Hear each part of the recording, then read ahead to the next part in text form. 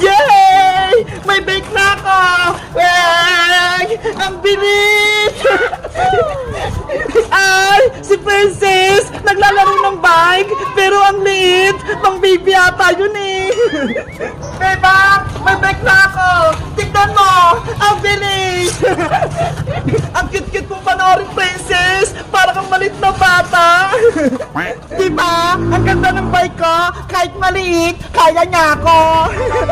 Saan mo nakuha yan, Princess? Binili mo ba yan? Binigay ito ng kapitbahay namin, hindi na nila ginagamit, kaya hiningi ko na lang. Ang swerte mo naman, may bike ka na. Kaya nga eh, ang ganda pa, mukha siyang bago. Princess, pwede ko bang mahiram yung bike mo? Kahit saglit lang. Ayoko nga, akin lang to, no? Sige na, susubukan ko lang yung maliit na bike mo. Hindi pwede, Bebang. Ang laki-laki ng katawan mo eh. Baka masira mo pa tong bike ko. Ano ba yan si Princess? Ayaw magpahiram. Panoorin mo na lang ako para hindi ka mainggit. Ang damat naman ni Princess. Hindi ko naman sisirain yun eh. Choo! Mag-bike ako sa taas. Pakikitaan ko si Bebang. Bebang! Oy! Siska! Bebang! Tignan mo! May scooter ako! Wow! Ang laki niya ni Ska! Kaya nga eh! Ang taas! Bagay na bagay sa akin! Ang galing naman! May scooter si Ska! Si Princess! May bike siya! Ano yun? May scooter si Ska? Gaya-gaya naman siya! Bukit may bike ako! Pero mas maganda pa rin tong laruan ko! Bebang, gusto mo bang hiramin tong scooter ko para masubukan mo? Talaga, Ska? Pwede kang hiramin yan? Oo naman, pagod na kasi ako maglaro eh. Magpapahinga muna ako. Sige, susubukan ko yung scooter mo, Ska. Okay, ikaw muna gagamit. Mag-ingat ka ha. Salamat, Ska. Walang anuman, mag-ingat ka ha. Yay! Maglalaro na ako ng scooter.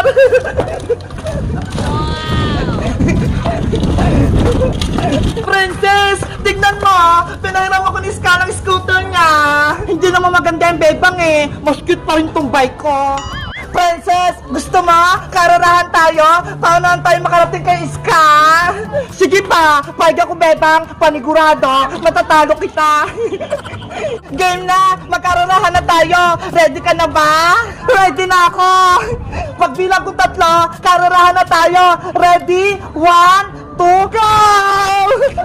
Hoy, Princess! Madaya ka naman! Wala pa nga yung signal eh! Mauna lang ako sa'yo, Bebang!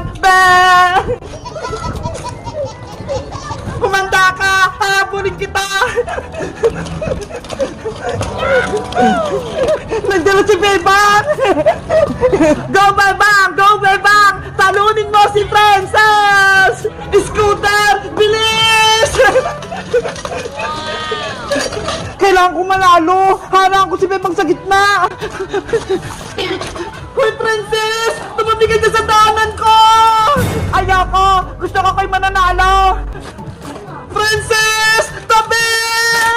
Ah! Yari! Si Princess! Nabunggo! Aray ko! Princess! Okay ka lang ba?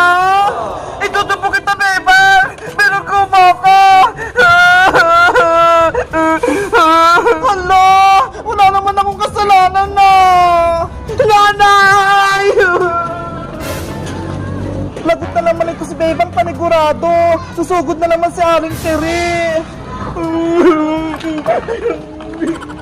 Nanay! O Princess anak! Ano nangyari sa'yo? Bakit ka umiiyak? Nay! Nabugo po ko! Nasugtog po ko sa kalsada! Ano? Nabangga ka? Sino nakabaga sa'yo? Tricycle? Motor? Truck? Aeroplano? Si Bebang po! Nabugo niya ako ng scooter niya! Si Bebang na naman? Lagi kanyang inaaway! Nay! Pagalitan niyo po si Bebang! Tara! Samahan mo ako! Lagot sa akin yung Bebang na yan! Lagot ka na ngayon, Bebang! Yo! Ang saya maglaro na scooter! Bebang, mag-ingat ka! Para hindi ka matumba! Sige, Iska! Dahan-dahan lang magtatakbo! Hoy, Bebang! Yari! Bebang, sa aling tiri nandyan na! Lagot ako nito! Anong sinumbong sa akin ni Princess? Binugbumura siya, Bebang? Aling tiri, nagkakarahan lang po kami ni Princess kanina. Kaso, bigla siyang umarang sa daan. Kaya ayun, nabunggo siya. Nako, gawa-gawa ka lang ng kwento, Bebang. Natalo lang kita ng karera. Kaya gusto mo akong bungguin. Pagkit mali tumbay ka, binunggo mo ako. Princess, hindi yan totoo. Hindi kita kayang saktan. Anong hindi? Tignan mo yung mga galos ko sa paa, tsaka sa kamay. Sinadya mo talaga yan. Ikaw, Bebang, lagi mong inawis si Princess at lagi mo rin pinaiyak. Aling Tere, wala po kasalanan si Bebang. Aksidente po yung nangyari. Naglalaro lang po sila ni Princess. Isa ka pa, Iska. Kaya matapang niya si Bebang eh. Dahil kinakampihan mo, lagi niyong pinagtutulungan si Princess. Hindi po sa ganun, Aling Tere. Kaibigan ko din po si Princess. Nagsasabi lang ako ng totoo. Kapag isang beses pang inaway niyo si Princess, malalagot talaga kayo sa akin. Bebang, akin ang scooter mo. Pero Aling Tere, kay Iska po to. Hindi po to sa akin. Akin na yung sabi eh. Wala na kayong scooter! Hawak na ni nanay! Aling Tere! Akin po yan! Huwag niyong kunin! Hindi niyo ito makuha sa akin! Nay! Akin na po yan! Eto na, Princess! Huwag ka nang umiyak! Yay! May scooter na ako! Sa inyo itong bike na maliit! Yung scooter ko! Tara, nanay! Iwanan na natin sila! Oh, no! Yung sinabi ko sa inyo, huwag niyong awayin si Princess, huwag niyong kakalimutan! Iska! Sorry! Nadami pa yung scooter mo! Ginawa niya Aling Tere! Regalo sa akin yun ni nanay eh! Ginawa lang ni Princess!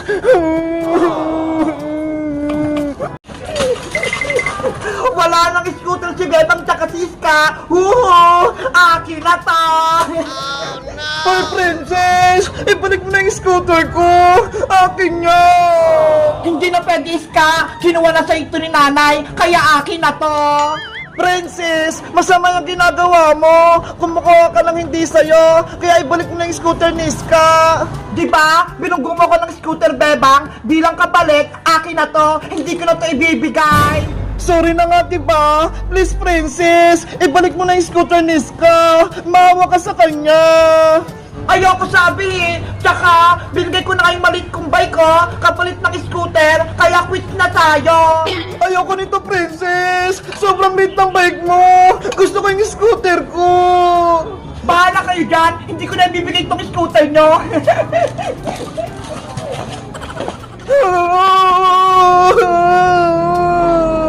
Paano ba yan, Iska? Ayaw ibalik ni Princess yung laruan mo. Isusumbo ko siya kay Mama, Bebang. Regalo sa akin yun ng Pasko. Kaya dapat may balik sa akin yun. Naku, baka mag-away lang sila ni Aling Tere. Tsaka yung mama mo. Bahala na. Basta magsusumbong ako. Mama! Princess! Ibalik mo na kasi yung scooter ni Iska. Ayoko sabi eh! Lagot ka! Nagsumbong na si Iska sa mama niya! Hindi naman ako natakot sa mama ni Iska! Be! Ang sama-sama talaga ng ugali ni Princess! Si Aling Greta! Hindi ako takot sa kanya! Anong sinabi mo, Princess? Hindi ka takot sa akin? Aling Greta! Ma, si Princess po, kinuha niya yung scooter na naregalo mo sa akin. Ayun po, hawak niya. Hoy, Princess! Ang bait-bait ng anak ko si Iska, aagawan mo na laruan? Anong kasalanan niya, ha? Aling Greta, kasi po, Ano? Magsalita ka ng maayos, hindi kita maintindihan! Naku, si Princess, umiyak na. Sobrang takot niya kay Aling Greta.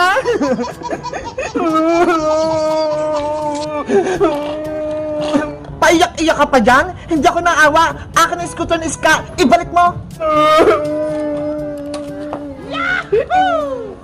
Binili ko pa to, tapos kukunin mo lang? Isusumpo ko pa kayo kay Nanay Aling Greta. Inaaway niyo po ako. Sige, magsumbo ka sa nanay mo at magharap kaming dalawa. Nanay ko! Tulong! Ayun! Tumakbo na si Princess! Iska, eto na yung scooter mo. Kunin mo na. Scooter ko! Nabalik ka na! Sa susunod na awayan kayo ni Princess, pati ni Maring Tere, magsumbo lang kayo sa akin. Opo! Paano po si Aling Tere, Aling Greta? Baka bumalik siya. Kami naman po yung pagalitan. Huwag kayong mag-alala, Bebang. Hindi na kayo gugulin na Aling Tere kung ayaw niyang sabihin yung sikreto ng anak niyang si Princess. Yay! May tagapagtanggol na kami! Meanwhile. Oh, Princess! Umiiyak ka na naman? Sino nag-away sa'yo? Nanay! Si Aling Greta! Yung nanay ni Iska! Pinagalitan ako! Ano? Si Maring Greta? Nandyan? Opo! Binawi niya yung scooter ko! Kunin niyo ulit po, Nay! Nako, hindi na! Pumunta tayo sa kanila! Magsasorry ka! Ano po? Ako yung magsasorry! Hindi niyo pa ako ipagtatanggol! Ikaw naman talaga may kasalanan, ha? Gusto mo? Ikaw yung pagalitan ko? Nanay naman eh! Lagot ako kapag nalaman ni Princess yung sekreto namin ni Maring Greta. Princess, halika na! Guys, ano kayang dahilan? Bakit takot si nanay kay Aling Greta? Mag-comment lang kayo kung gusto nyo ng part 4 para malaman natin yung sekreto. Bye-bye!